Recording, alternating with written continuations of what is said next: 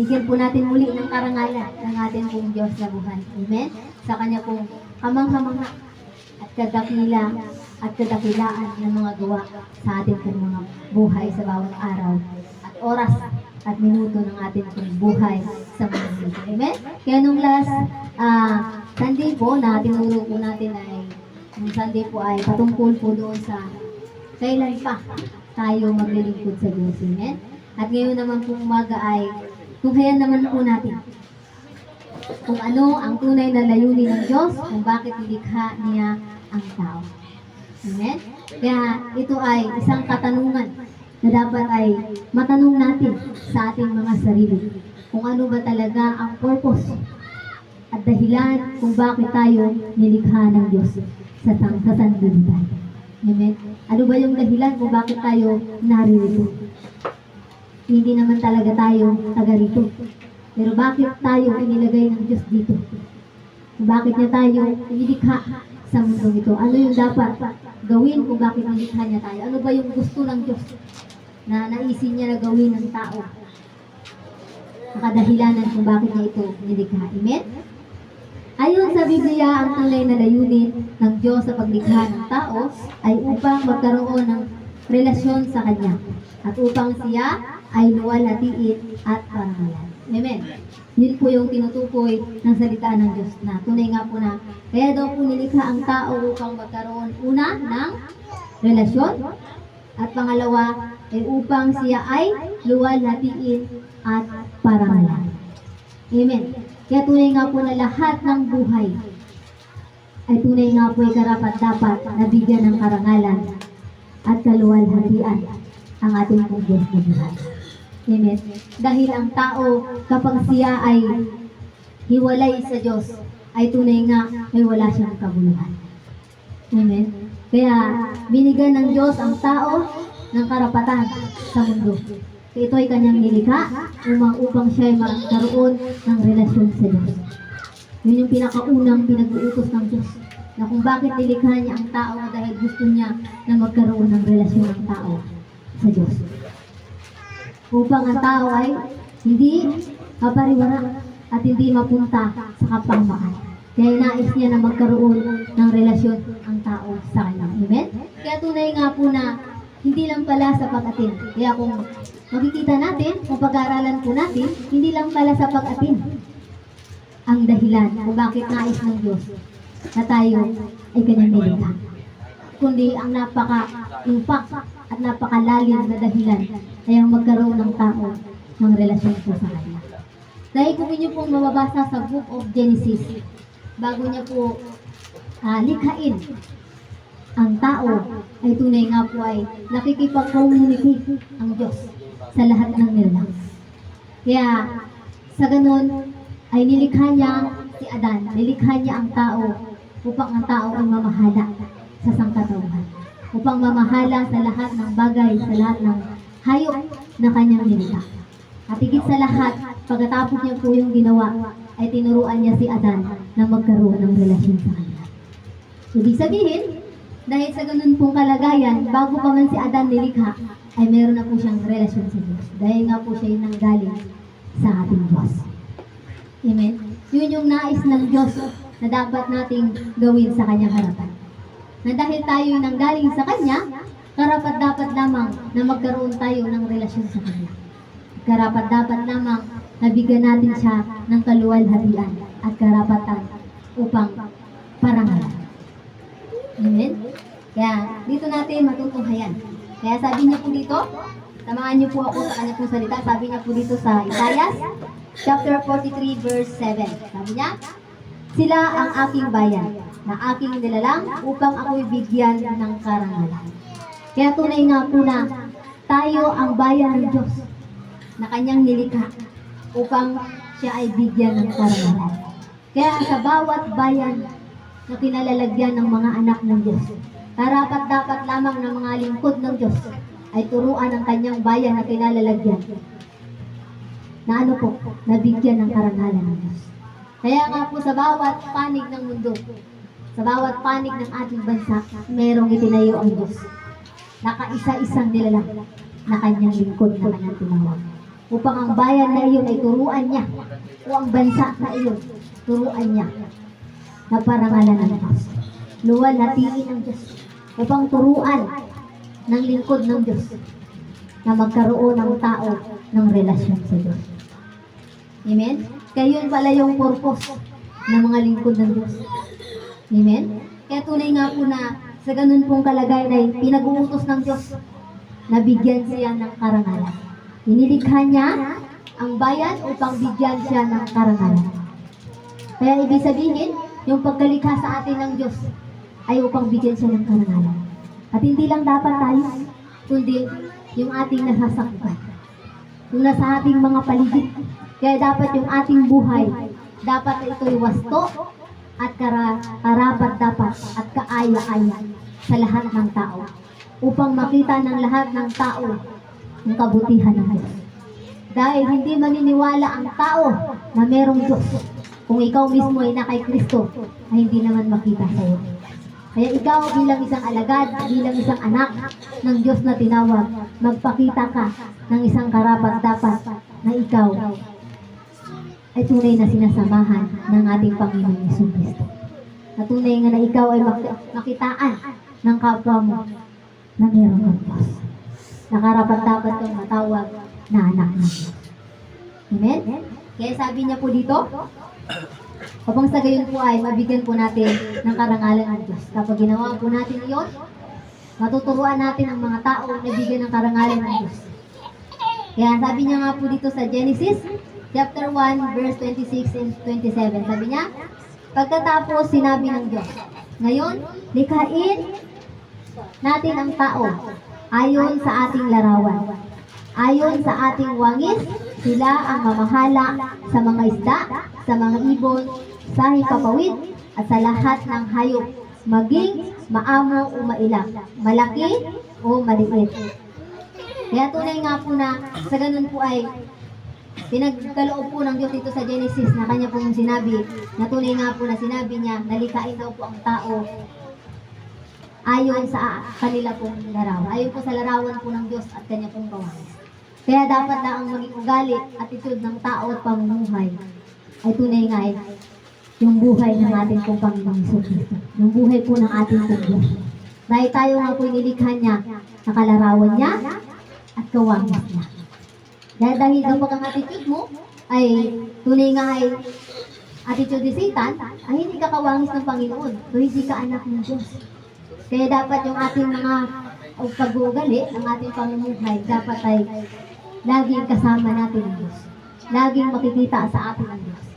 Maganda man, pangit man, yung ating naririnig, o yung ating paligid na naririnig po natin, panatiliin po natin yung ating pag-uugali ng Diyos.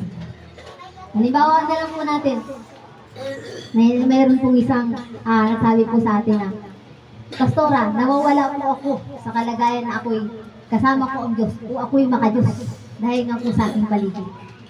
Dahil nga po sa narinig ko po na ganito, puto-putinta dito, putinta po doon.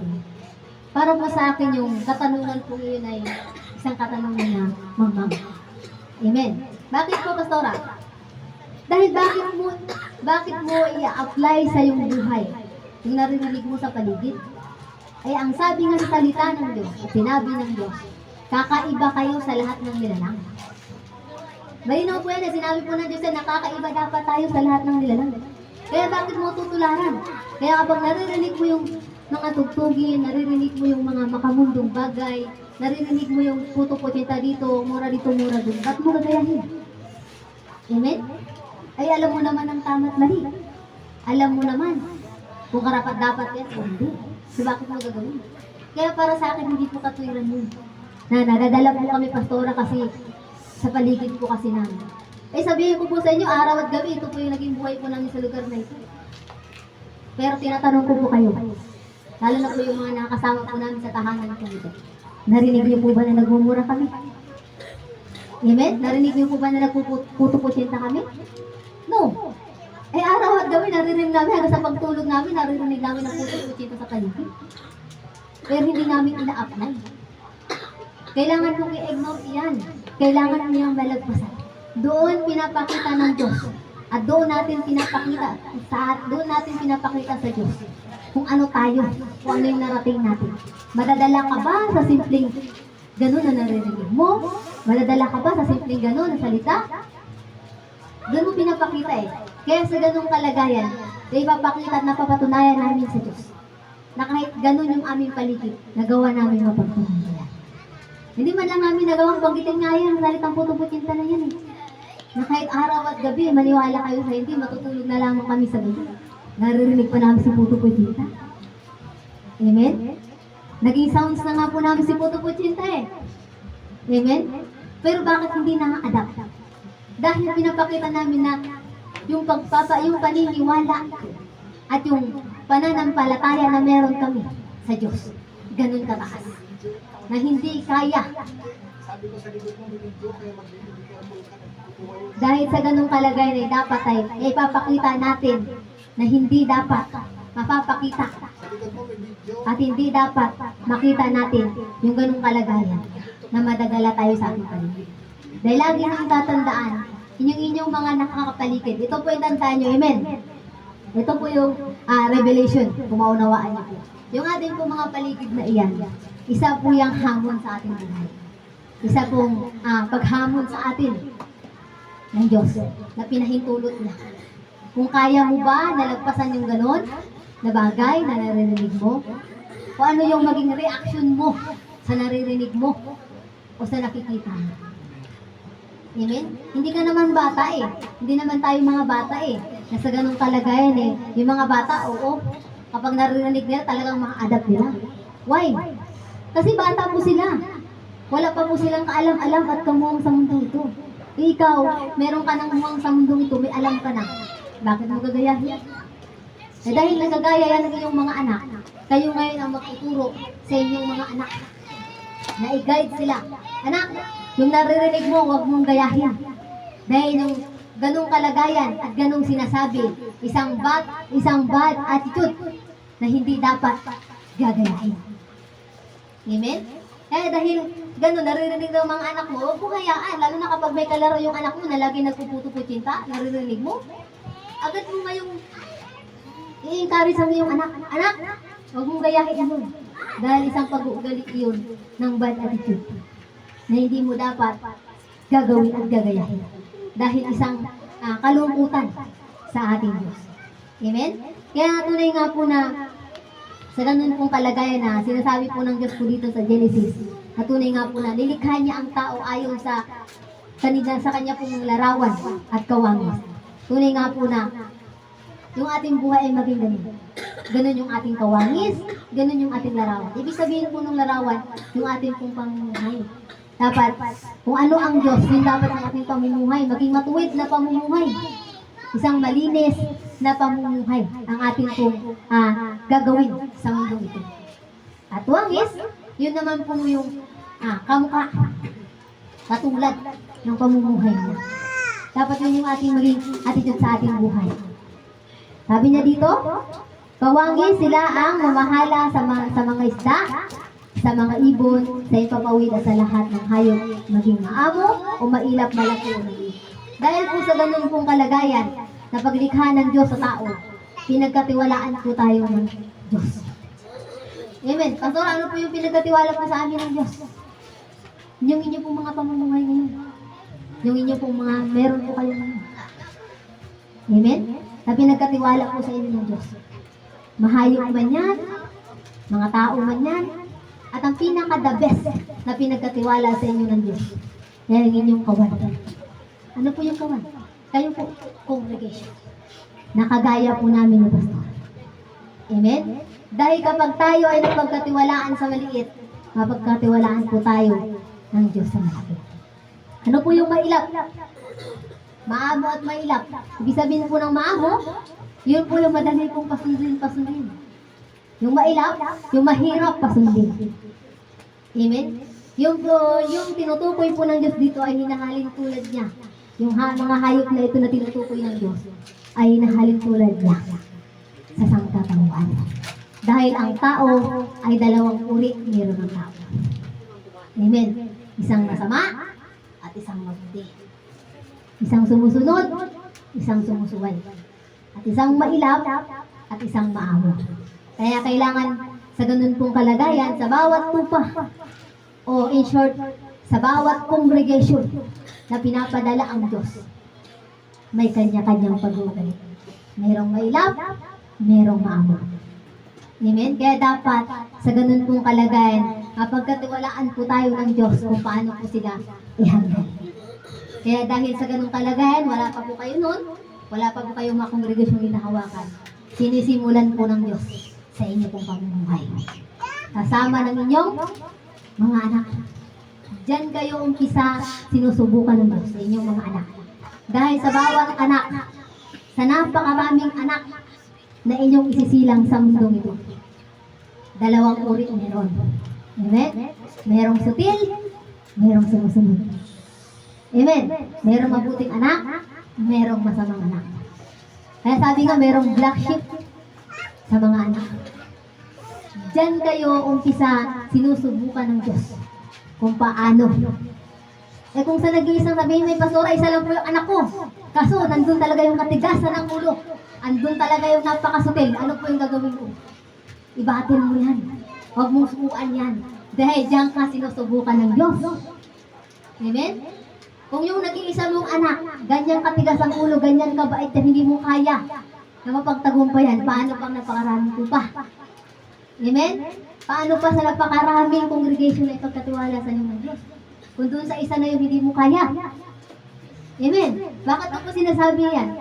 Dahil pinagdaanan po namin ni Pastor yan. Amen? Kaya dapat lang sa ganong kalagayan maging handa kayo, lalo na kapag dumating ang panahon, maging pastor-pastora na kayo. Yun yung sinasabi dito ng Diyos na maamo at mailap. Malaki o maliit. Kaya dapat sa maliit na bagay, dapat kang mapagkatiwalaan. Hanggang sa malaki, dapat kang mapagkatiwalaan. Dahil sa bawat pinagkatiwala sa atin ng Diyos, ay dapat lang matuto tayo at maging matalino kung paano natin gagamitin yan, o paano sila pangangalagaan. Halimbawa po natin ng blessing. Minsan sa blessing, binibigyan tayo ng isang maliit. Umpisa sa maliit yan, hindi pwede malaki. Ngayon, dahil maliit yan, hindi ka nakakontento dyan, maliit yan. Ngayon hindi mo alam kung paano mo gagamitin kasi nga maliit. Paano mo siya gagalawin, paano mo siya gagastusin. Dapat siya gamitan ng karunungan. Para yung maliit na yon ay lumago.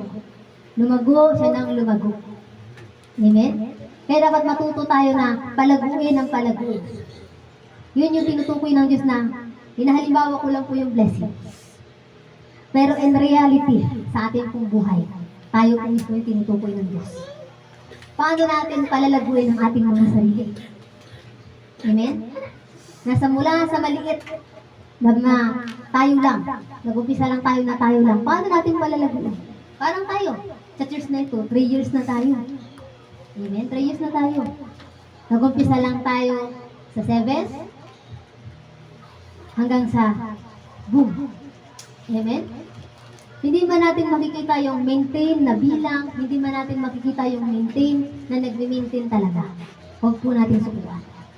Dahil darating ang timetable ng lahat ng tao. At kapag dumating iyon, hindi mo kailanman mapipigilan ang tao. Ang Diyos ay matiisin. Ang Diyos ay naghihintay.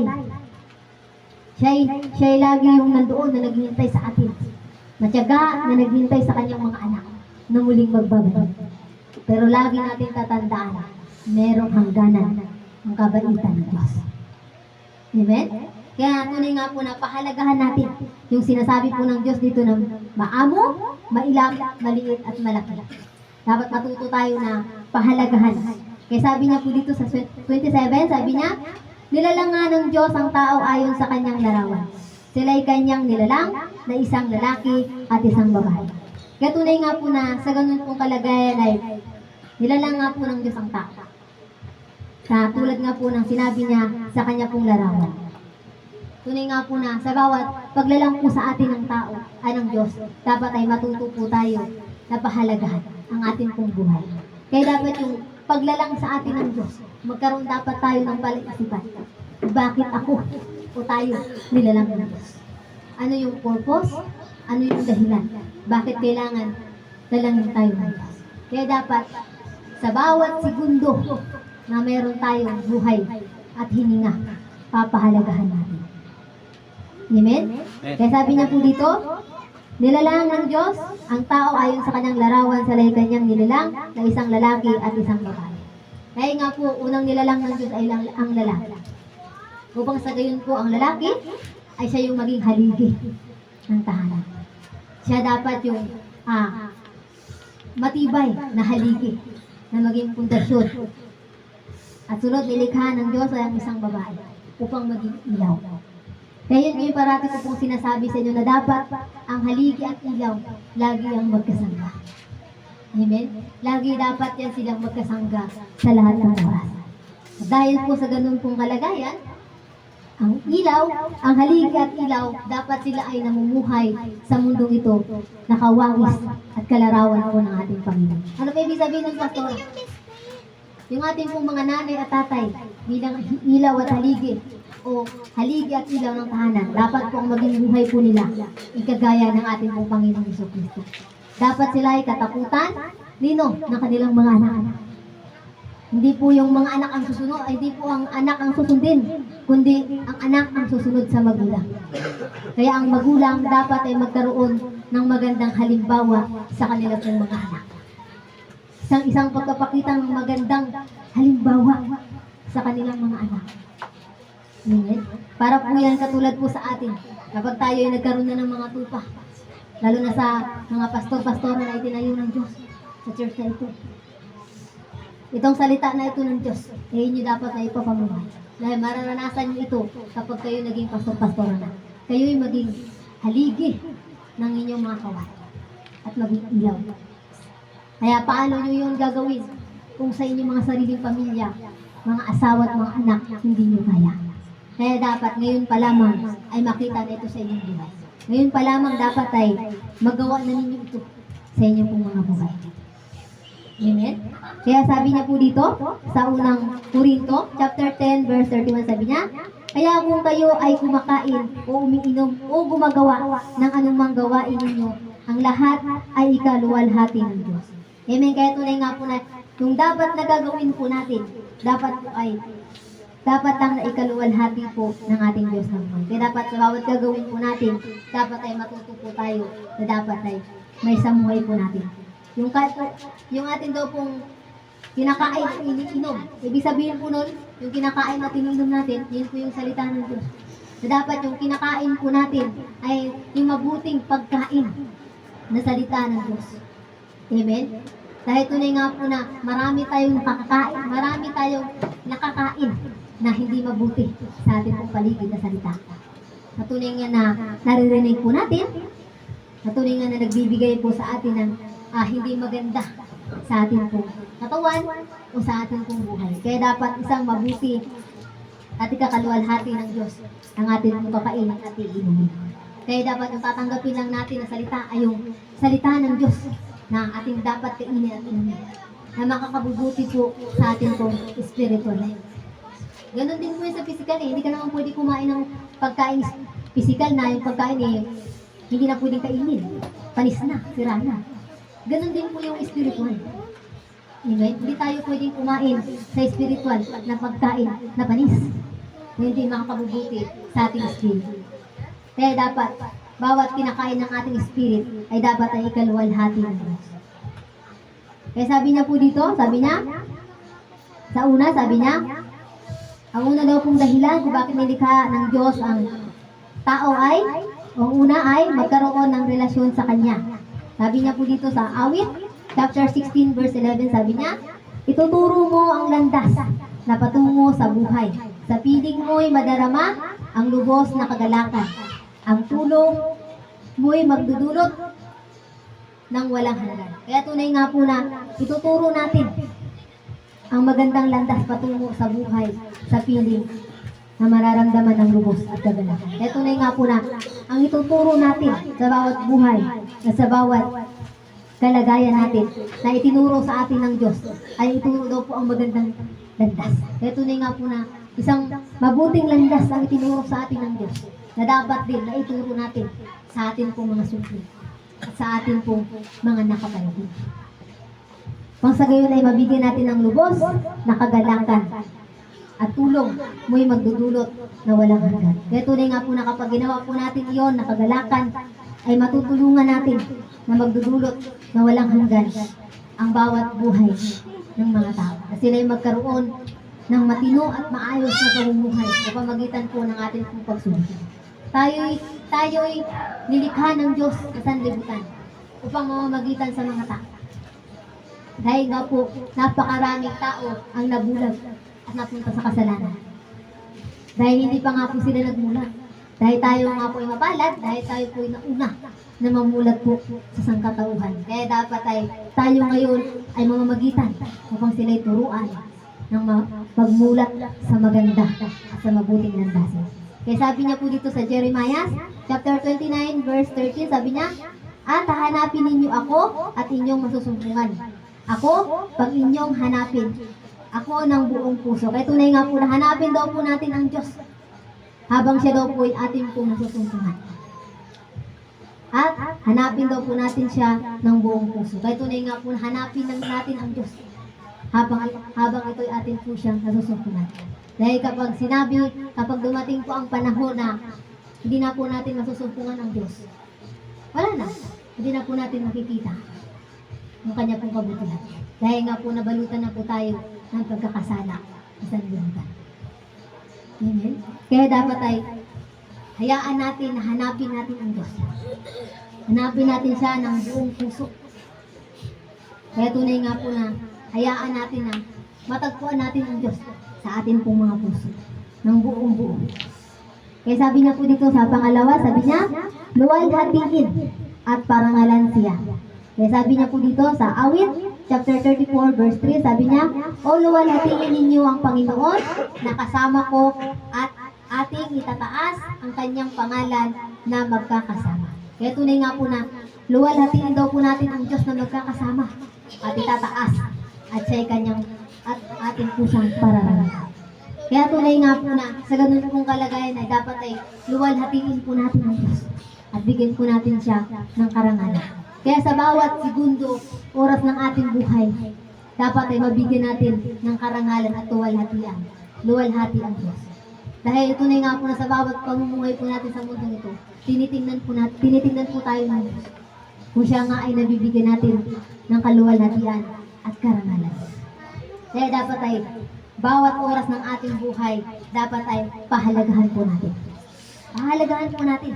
Dapat matuto po tayo na bigyan siya ng pagkapahalaga, bigyan siya ng oras, panahon. Kaya sabi niya po dito sa Isaiah, chapter 42, verse 12, sabi niya, purihin ninyo ang Panginoon, tawagan ninyo ang kanyang pangalan, ipakilala ninyo sa mga bayan ang kanyang mga gawa, ipahayag ninyo na ang kanyang pangalan ay maitaas. Kaya tunay nga po na purihin daw po natin ang Panginoon at tawagin at bigyan siya ng karangalan at ipakilala. Kaya tunay nga po na sa ganun pong kalagayan dapat po nating maihayag at mapakilala at maitaas ang ating pong Panginoon.